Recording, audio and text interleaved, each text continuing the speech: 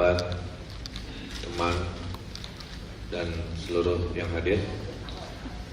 Tentunya atas nama pribadi, atas nama istri, atas nama keluarga, kami menghaturkan beribu-ribu terima kasih dari hati kami yang paling dalam. Jazakallah khairan hasil. Mudah-mudahan Allah membalas ringannya langkah Bapak Ibu, membalas berlipat-lipat doa-doa yang ikhlas dari qalbu Bapak Ibu. Mudah-mudahan Allah juga menempatkan kita pada umat Islam, umat terbaiknya. Ini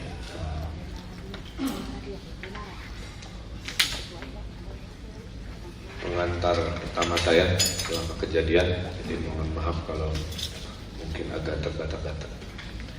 Yang pertama,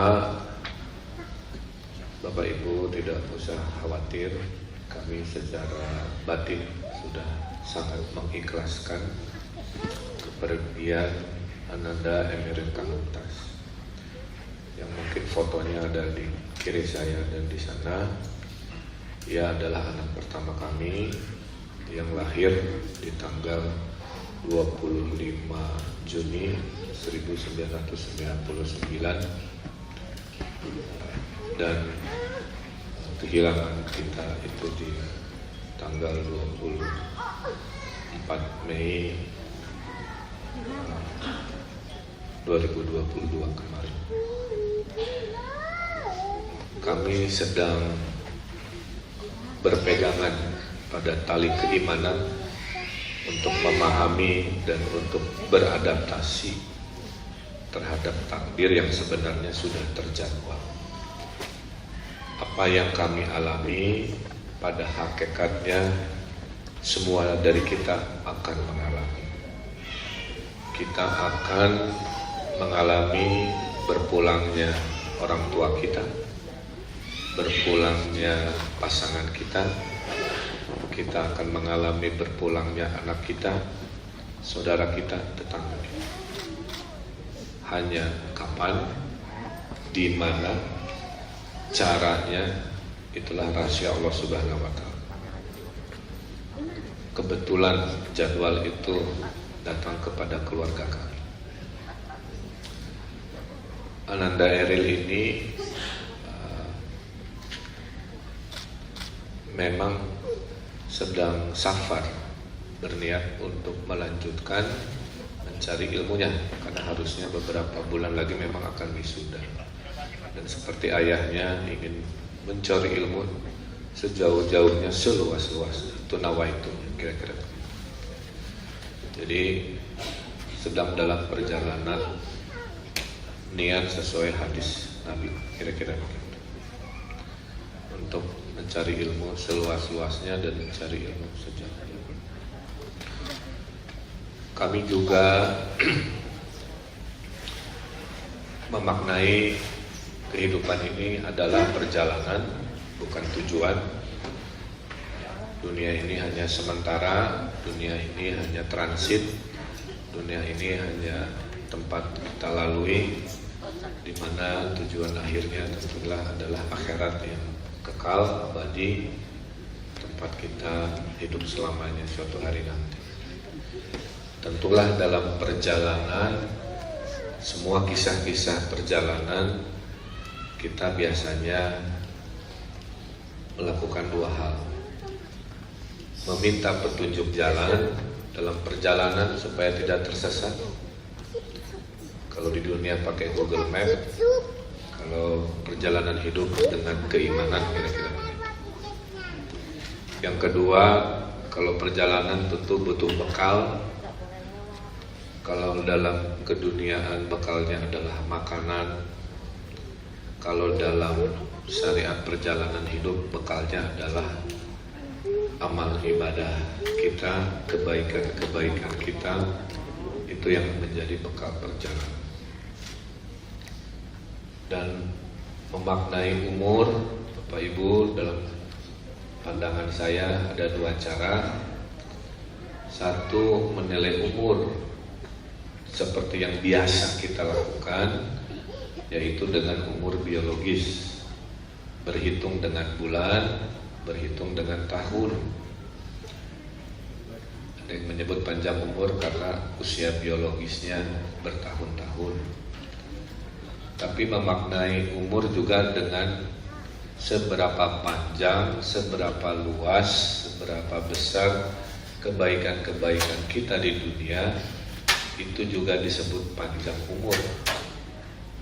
Jadi bisa saja usianya hanya 23 tahun, tapi bagi saya di mata ayahnya ia sangat panjang umur, karena saya menjadi saksi di usia beliahnya memimpin organisasi kemanusiaan, selalu menebarkan kebahagiaan, tidak pernah sedih selama hidupnya, menjadi cahaya dan selalu melindungi setiap orang yang melaluinya.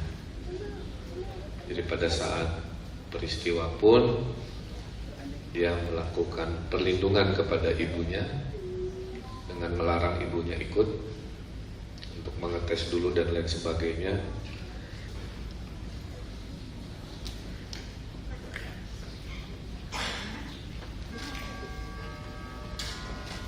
Jadi ya itulah karakter anak kami sampai detik-detiknya pun jiwa menolongnya menyertai akhlak. Itulah kami juga awalnya kaget melihat begitu banyak doa, harapan dimunajatkan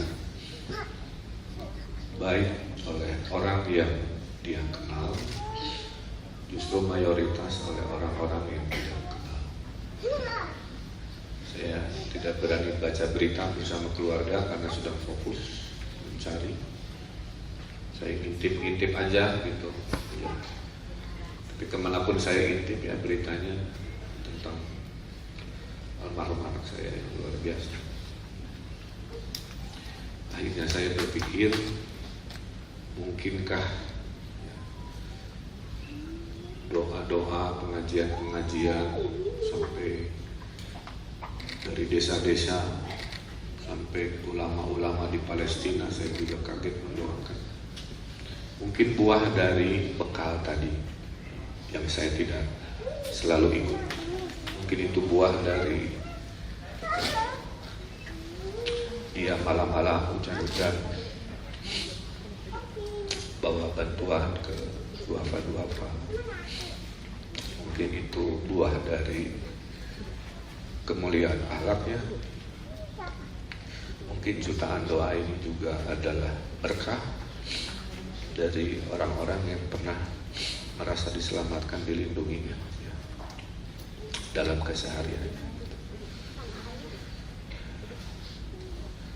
Kami begini karena kami masih menggunakan logika dunia, bahwa logika dunia mengatakan siapa yang datang duluan ya perginya duluan, siapa yang datangnya belakangan harusnya pulangnya juga belakangan. Tapi rahasia kehidupan tidak matematik. Ini adalah contohnya.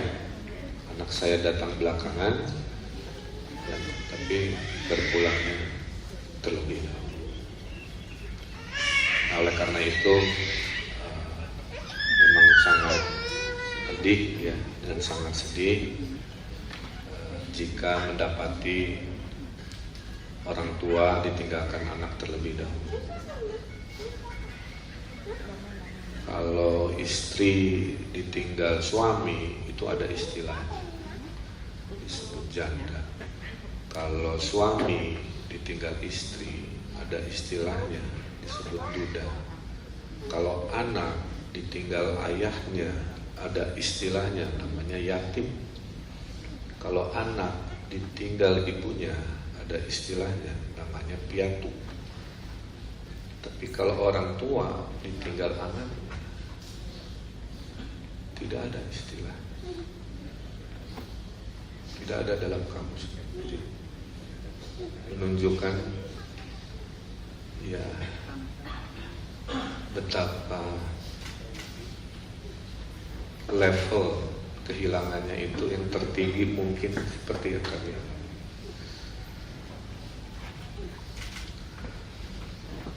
Itu hikmah yang sedang kami hadapi. Istri saya mengatakan anak saya berpulang saat sedang berbahagia. Mungkin itu hadiah dari Allah Subhanahu wa Ta'ala. Dia pulang tidak dalam detik-detik bersedih, menit bersedih. Dia pulang dengan dia berada dalam posisi sedang mencari ilmu, dalam posisi sedang berbahagia, ya. Sehingga tentulah kita berharap yang terbaik. Sungai Are itu sungainya beda dengan sungai-sungai di kita.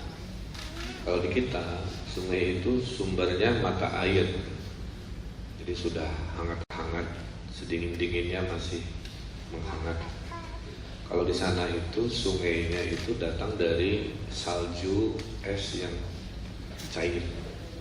Jadi walaupun cuacanya biru, panas, itu airnya seperti air kulkas kira-kira.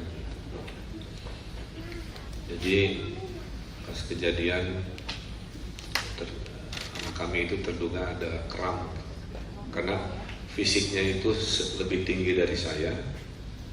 Di usia yang lagi bagus-bagus badannya, dia juga hobi berenang, punya lisensi menyelam pula kira-kira.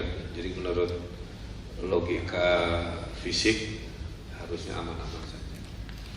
Tapi kita kan tidak pernah tahu ya, makanya itu disebut musibah.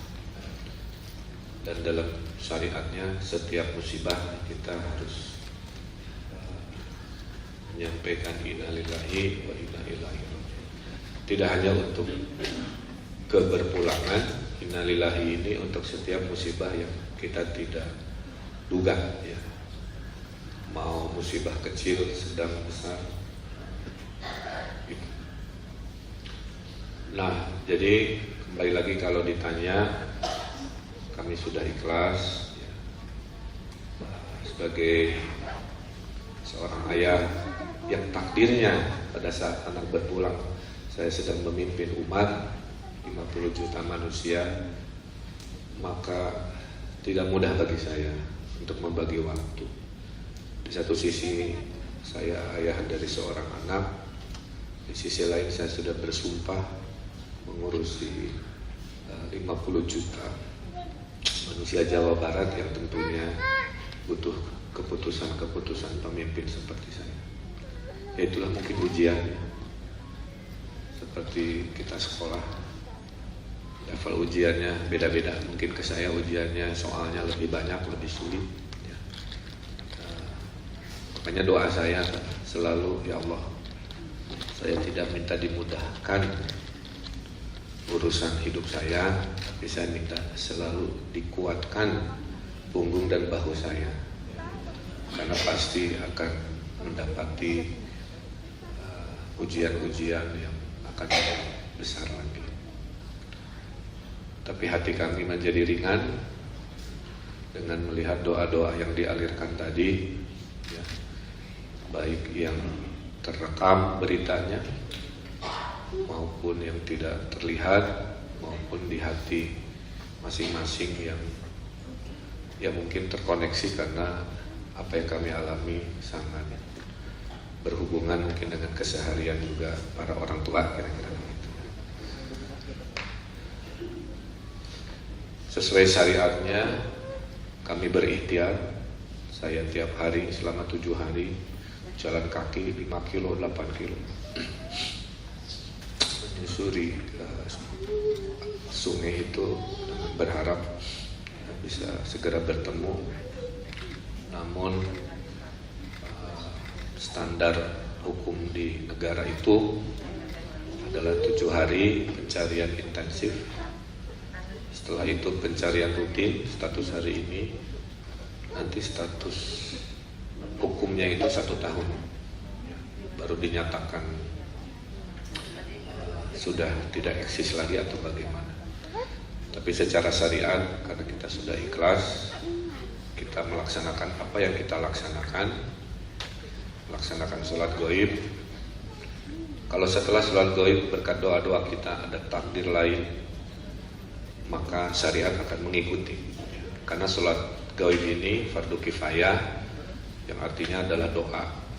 Mendoakan itu bisa oleh siapa saja, bisa diwakilkan oleh siapa saja. Jadi kesimpulannya, walaupun kita sudah melakukan seperti ini, proses ikhtiar pencarian itu akan terus kami lakukan sampai batas waktu yang tidak ditentukan. Makanya harapan kami, kalau Bapak Ibu masih ada keikhlasan, kalau masih ingat, teruslah berdoa sampai takdirnya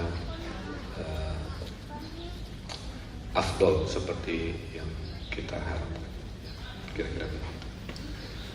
Dan terakhir dari saya, akhirnya saya menyadari bahwa bumi Allah ini sangat luas. Jadi tidak perlu merisaukan kita lahir di mana dan kita harus berpulang di mana. Semua itu adalah bumi milik Allah Subhanahu wa Ta'ala. Tidak harus dibatasi oleh wilayah politik negara, wilayah paspor dan sebagainya. Dimanapun adalah bumi Allah Subhanahu wa Ta'ala. Jadi anak saya lahir waktu kami juga sedang mengembara, lahir di New York, ya, dalam keadaan sulit dulu. Ya, saya ada masalah dan sebagainya, tapi alhamdulillah bisa lahir dengan selamat dan berpulang di negeri orang yang tadinya asing gitu ya, tapi dengan syariat bahwa semua bukit, gunung, laut, sungai adalah bumi Allah, maka kami pun pada dasarnya tenang, tidak usah memaksakan diri harus bagaimana. Nah, itu mungkin kronologis isi hati kami dan permohonan kami. Dan terakhir, kami mohon maaf atas nama almarhum jika mungkin semasa hidupnya barangkali ada yang berinteraksi, ada hal-hal yang kurang berkenan dari kata, tindakan atau apa. Dengan keikhlasan Bapak Ibu memaafkan, mungkin meringankan, karena sekarang kami meyakini anak kami sudah berada dalam perlindungan pemiliknya, Allah Subhanahu wa Ta'ala, dengan cara terbaiknya, dengan kesolehan dan akhlaknya, dan doa-doa kita insya Allah menjadi penerang dimanapun ia saat ini sedang berada. Saya kira itu. Sekali lagi jazakallah khair katsira atas segala kehadirannya, dan tentunya atas nama keluarga kami mohon dibimbing doa oleh Ustadz Adi Hidayat yang sudah hadir. Mudah-mudahan doa yang dibimbing oleh Al Ustadz Adi Hidayat bisa meringankan rohnya, jasadnya, dan juga meringankan kami yang sudah ikhlas, seikhlas-ikhlasnya melepas kepergian hamba Allah yang dititipkan kepada kami. Karena pada dasarnya anak kita itu titipan. Pada saat pemiliknya meminta, tentu sebagai tempat penitipan, walaupun berat kita harus ikhlas mengembalikan kepada pemilik. Itu saja yang bisa saya sampaikan. Kurang lebihnya mohon maaf. Allahumma muwaffiq ila aqwamit thoriq. Billahi taufiq wal hidayah. Wassalamualaikum warahmatullahi wabarakatuh.